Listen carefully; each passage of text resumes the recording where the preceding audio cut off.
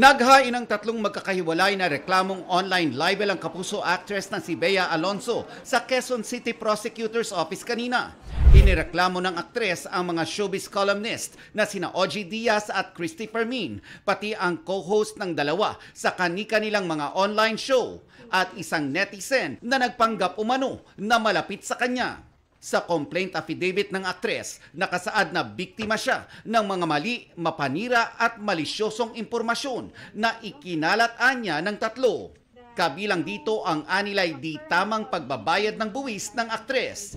Hindi nagpaunlak ng panayam si Bea matapos ang filing. For the record, this is the very first time that Bea is doing this. She has been in the industry for more than 20 years. And yes, she was greatly devastated. She was affected by all these defamatory statements thrown against her. She asserted her right to proceed with this filing of criminal cases against the individuals responsible for making all these damaging statements against her.